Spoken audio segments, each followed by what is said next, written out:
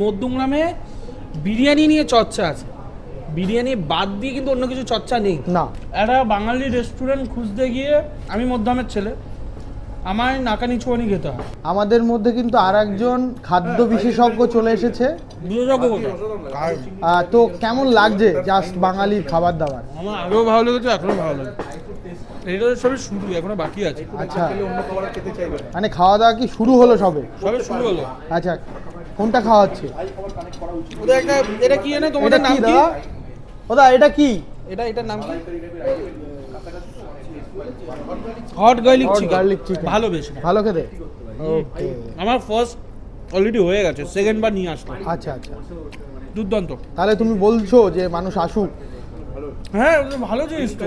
আজকে মধ্যমগ্রামের বুকে একটা বাঙালি রেস্টুরেন্ট খুঁজতে গিয়ে আমি মধ্যমের ছেলে, আমায় নাকানি ছোঁয়ানি খেতে হয়। ভালো বাঙালি রেস্টুরেন্ট খুঁজতে হয়।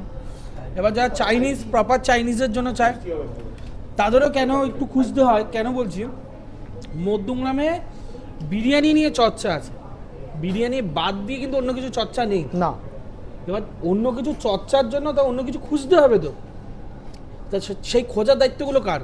আমাদের।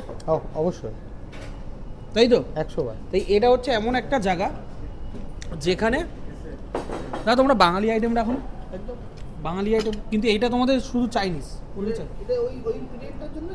অনলি 25 থেকে 31, তাই তো। বাঙালিও আছে, বাঙালি আইটেমও আছে, চাইনিজ আইটেমও আছে, কিন্তু আমি বলবো বেস্ট এবারে তো থাই আইটেম আছে, থাই আইটেম আছে, থাই আইটেম। কিন্তু আমি বলবো গ্রিন কারিটা খেলে তুমি এক্ষুনি কেমন লাগলো? ভালো, খুব ভালো, খুবই ভালো। গ্রিন কারিটা তুমি আরো মজা পাবে রাইস দিয়ে খেলে, রাইস দিয়ে খাবে। কিন্তু ওটা আমি রাইসের বলবো সঙ্গে গরম গরম খেতে পারি, রাইস তো নেই তোমার এখানে। তো সব কিছুই নিয়ে এসছি, অল্প অল্প করে ট্রাই করব।